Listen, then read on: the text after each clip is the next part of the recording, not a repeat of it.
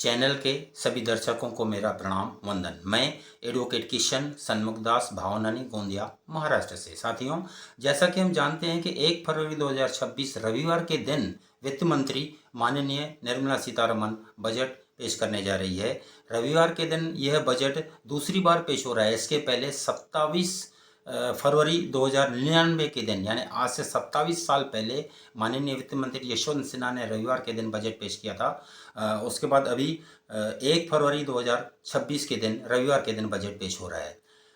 इस बजट पर पूरे विश्व की निगाहें लगी हुई है। मैं अनेक वर्षों से हर बजट के बारे में पूर्वानुमान करता हूँ। वो पूरे बजट को एक 5 पॉइंटों में समेटता हूँ और अपना एक पूर्वानुमान बताता हूँ कि बजट में क्या होना चाहिए। इस साल 2026 में भी मैंने पूरे बजट को 5 पॉइंटों में समेटा हूँ और ये मैं बता रहा हूँ। उम्मीद है कि यह 5 पॉइंटें माननीय वित्त मंत्री के बजट में समाहित होगी। सबसे पहली पॉइंट ये है कि इस बार बजट में लॉन्ग टर्म और शॉर्ट टर्म कैपिटल गेन के ऊपर विचार किया जाएगा। लॉन्ग टर्म कैपिटल गेन में अभी 12.5% की टैक्स है और शॉर्ट टर्म कैपिटल गेन पे 20% की टैक्स है।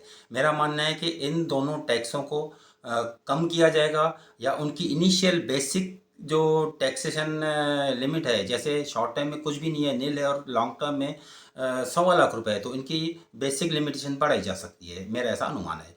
दूसरा मेरा अनुमान है कि सेक्शन 80C 80D और होम लोन के ऊपर विचार किया जाएगा। जैसे 80C की अभी लिमिट है 1.5 लाख रुपए, तो उसे 2 लाख या 2.5 लाख रुपए किया जा सकता है। 80D की जो लिमिट है 25,000 रुपये, उसे बढ़ाकर 50,000 रुपये किया जा सकता है।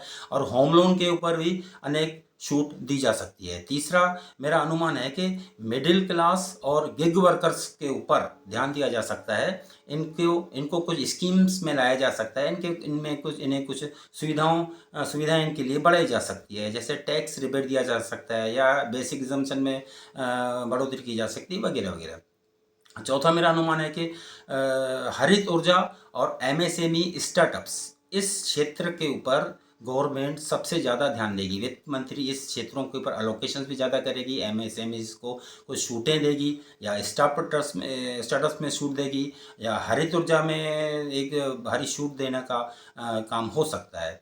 चौथा मेरा अनुमान है कि सेक्शन 87A उसमें भी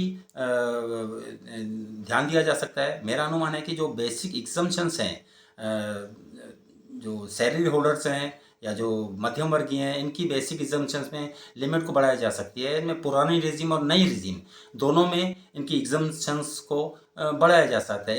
इस तरह हम देखते हैं कि हर साल जो छूट के दायरे रहते हैं अलग अलग रहते हैं। उम्मीद है मेरे ये टैक्स का जो मैंने अनुमान किया हूँ यह पूरा हो सकता है। बाकी तो हमें 1 तारीख को सवेरे 11 बजे ये चीज़ें पता चल जाएगी। आपका बहुत बहुत शुक्रिया।